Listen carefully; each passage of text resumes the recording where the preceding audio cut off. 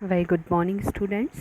This is Jyoti Tamrakar, and this is our economics class. So, we are going to study business economics here, right? So, business economics जो है हमारी book two parts में divided है. Part A is introductory of microeconomics, and the part B is introductory macroeconomics. Okay, so यहाँ पर हम जो है हमारी जो भी प्रॉब्लम्स हैं, जो भी टर्मलॉजी है, जो भी चीज़ें पढ़ने वाले हैं बुक के अंदर, वो हम माइक्रो एंड मैक्रो दोनों ही कंसीडरेशन से स्टडी करेंगे. ओके, तो जब हम बात करते हैं माइक्रो इकोनॉमिक्स की, so micro economics is related to individual, means individual person, individual income, individual firm. जब हम इन सब की बात करते हैं then it is micro economics, right. और मैक्रो इकोनॉमिक्स जो है वो नेशनल लेवल पर स्टडीज़ को करता है. तो आज हमारा जो चैप्टर 1 है इंट्रोडक्टरी मैक्रो इकोनॉमिक्स में इंट्रोडक्शन ऑफ इकोनॉमिक्स. तो यहाँ पर हम मीनिंग ऑफ इकोनॉमिक्स को डिस्कस करेंगे, माइक्रो इकोनॉमिक्स और उसके कंपोनेंट्स को, सिमिलरली मैक्रो इकोनॉमिक्स के बारे में. उसके बाद कंपैरिजन जो है वो हम इन दोनों का करने वाले हैं, राइट. तो first of all we are going to discuss about economics. Okay, तो इकोनॉमिक्स जो है हमने 11th में स्टडी किया था, and we come to know that कि economics is something, some study that is related to economy, that is related to money, and the activities those are related to earning and money, right. तो economics जो है वो एक ऐसी study है जिसमें हम मनी से रिलेटेड स्टडीज़ करते हैं, चाहे वो एक्टिविटीज़ हो, चाहे वो वर्क हो या कुछ भी.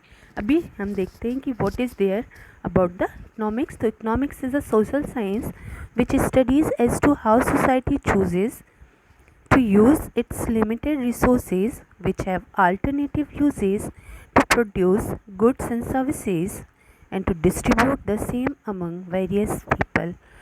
Okay, तो यहाँ पर हमें वापस एक चीज़ रिकॉल करनी होगी, दैट इकोनॉमिक्स इज़ समथिंग जहाँ पर हम क्या करते हैं, साइंस ऑफ चॉइस मेकिंग हम इसे कह सकते हैं, राइट. वी नो दैट कि हमारे पास जो नेचुरल रिसोर्सेज होते हैं, ओके, वो लिमिटेड होते हैं, and they have some alternative uses, यानी उनके कुछ यूजेस जो होते हैं वो कैसे होते हैं, एक से ज़्यादा. ओके, सपोज़ अगर हम एक लैंड की बात करें तो एक फार्मर उसी लैंड पर चाहे तो वो वीट क्रॉप ले, चाहे तो वो राइस क्रॉप ले, ओके, या फिर कोई और ग्रेन्स ले ले. सिमिलरली उसी लैंड को हम जो है वो हॉस्पिटल, स्कूल बनाने के लिए भी यूज़ कर सकते हैं. तो जो लैंड है वो लिमिटेड है, अब हम उसका जो है कई तरह से उपयोग करते हैं. तो लिमिटेड हमारे पास जो रिसोर्सेज हैं, and important thing is that कि उनका जो यूज़ है that is many of the uses, right.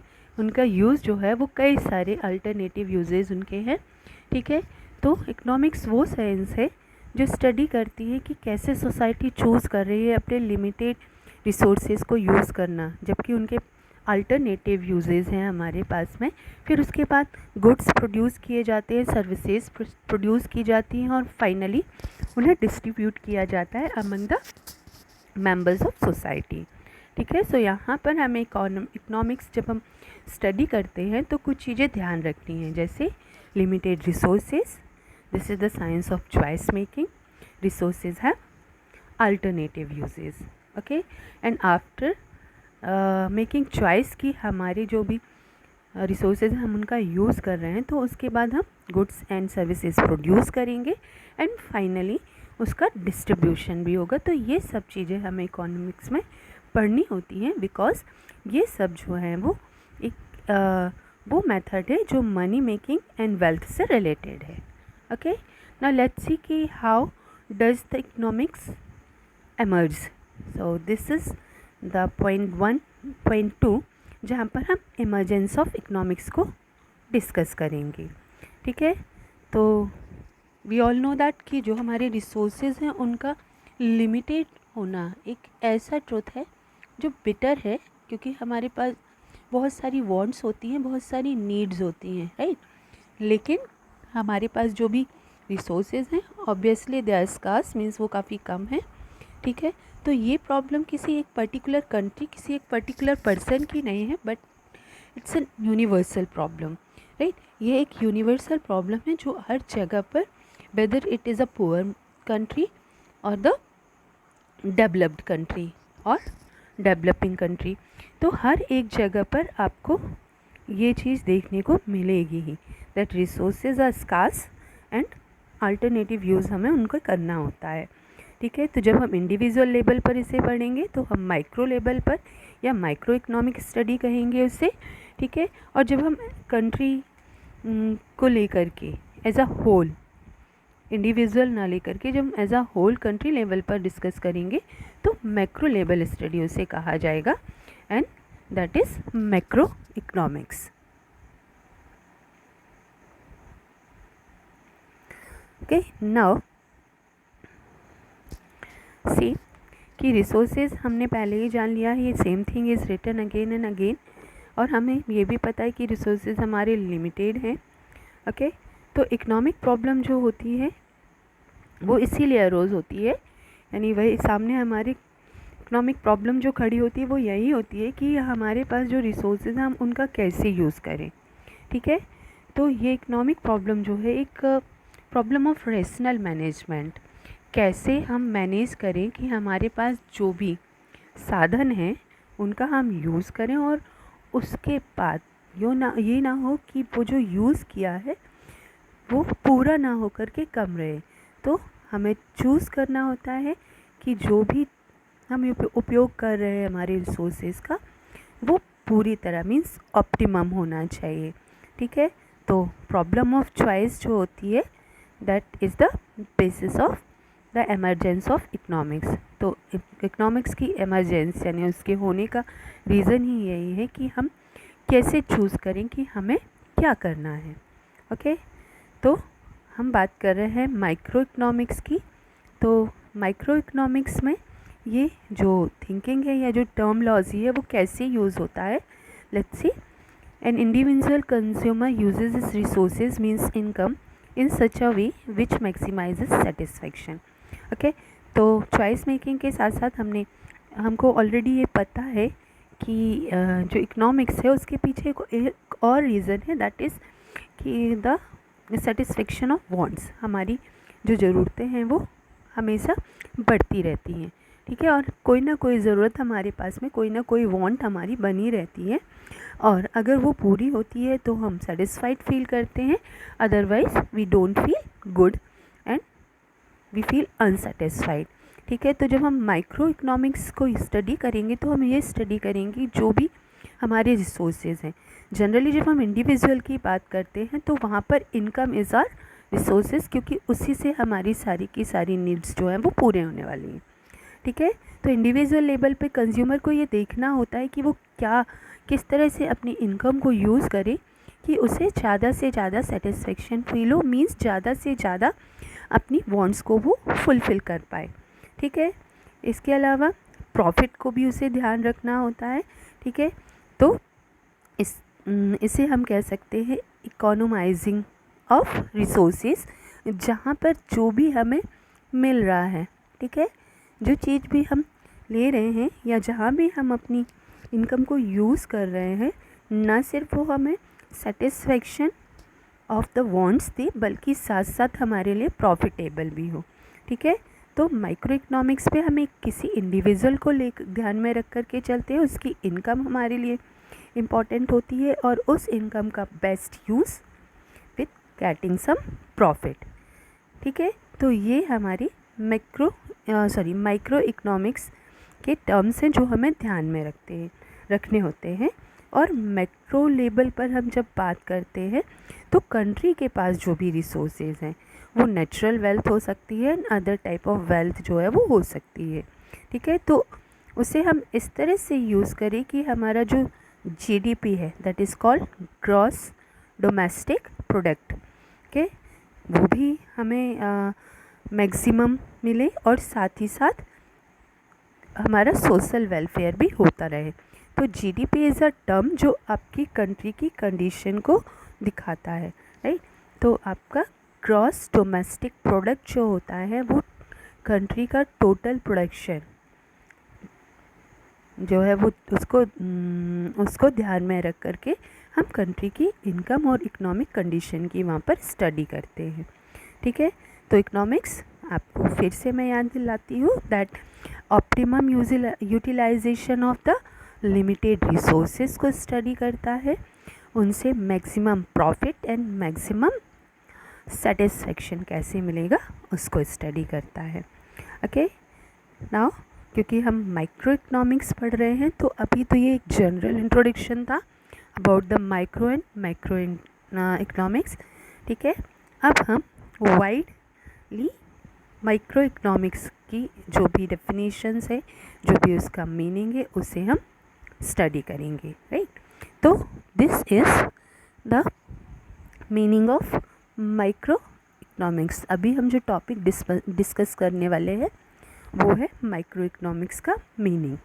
Okay, तो अकॉर्डिंग टू ट्रेडिशनल इकोनॉमिक्स जो है वहाँ पर consumption, production, distribution, exchange, public finance, इन सब को आपको ध्यान में रखना होता है। Means you have to study all those, okay. क्योंकि consumption, production, exchange, distribution and public finance ये सब जो है वो इकोनॉमी से रिलेटेड है, साथ ही साथ पब्लिक वेलफेयर से भी रिलेटेड है, ओके।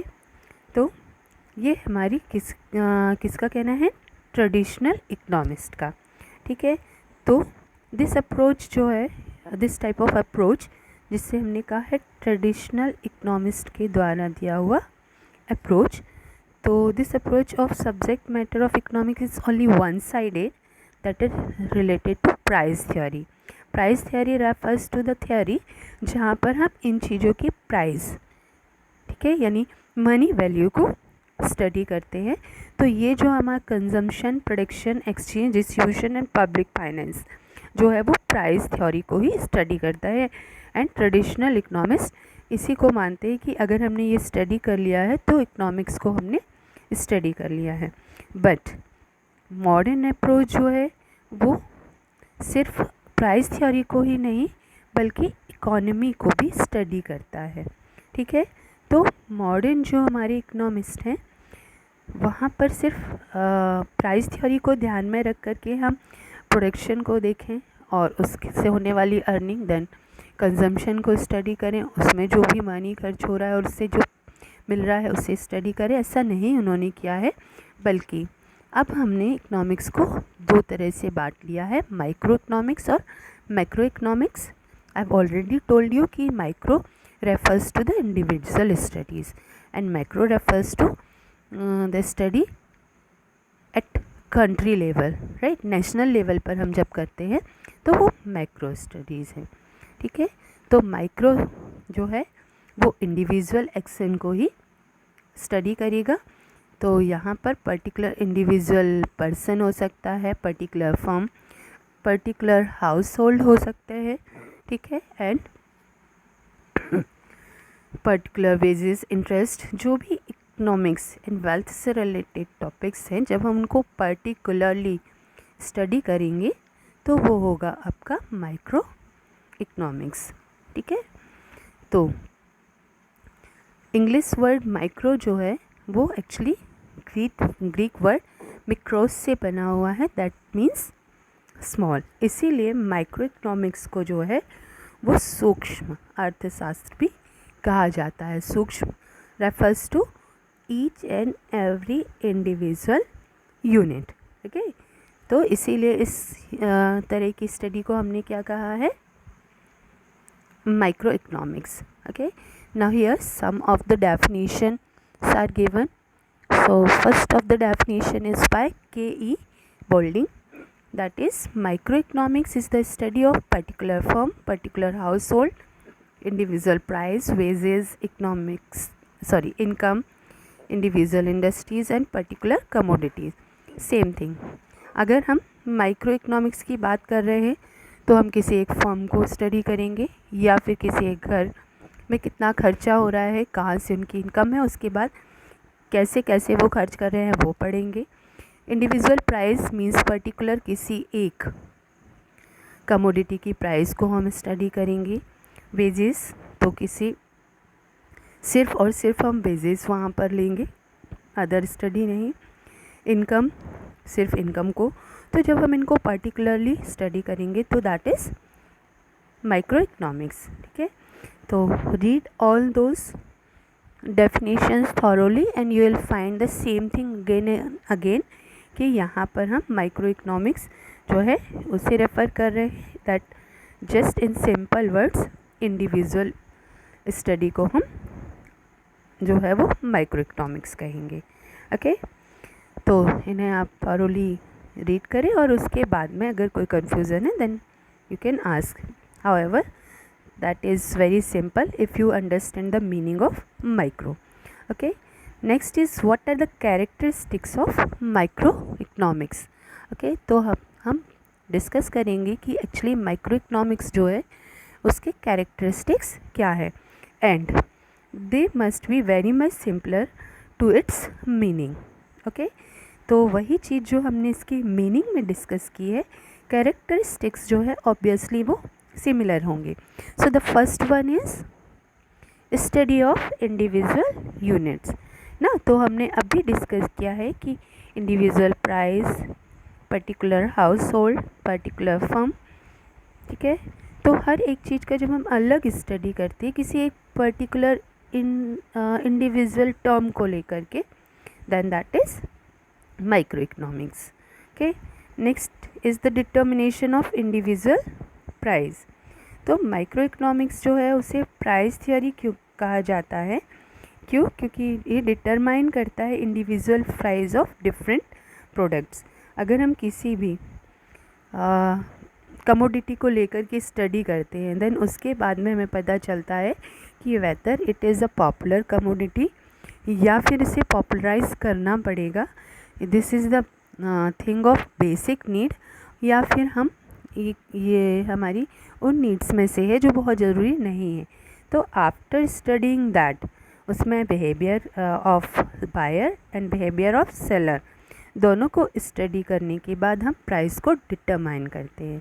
ठीक है, सपोज़ करिए if you are going to determine the price of oil.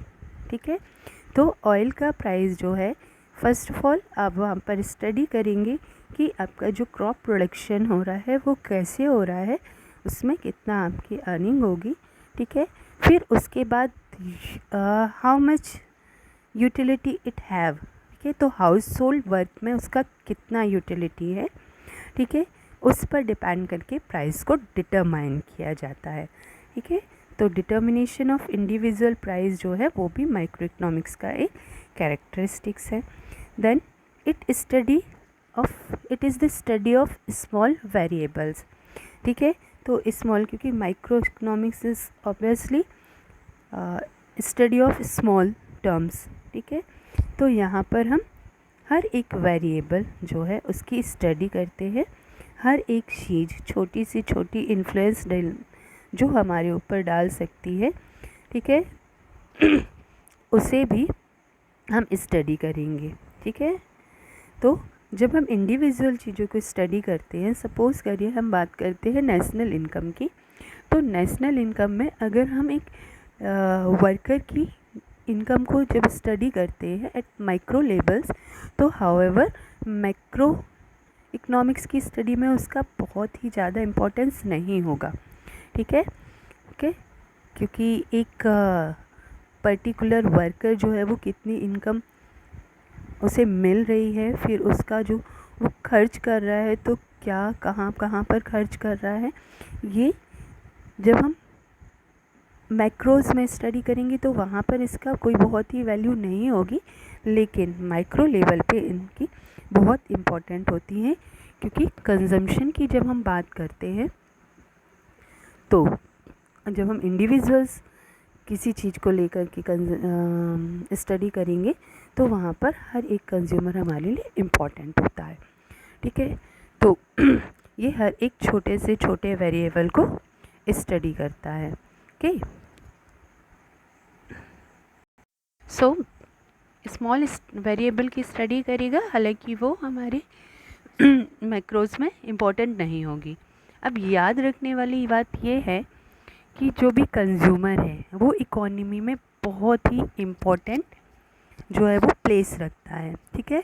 और वही जो है उसके पास ही हमारी जो मेन प्रॉब्लम ऑफ इकोनॉमी होती है, that is the problem of choice making, okay, जिसे हमने साथ ही साथ कहा है problem of rational management of resources.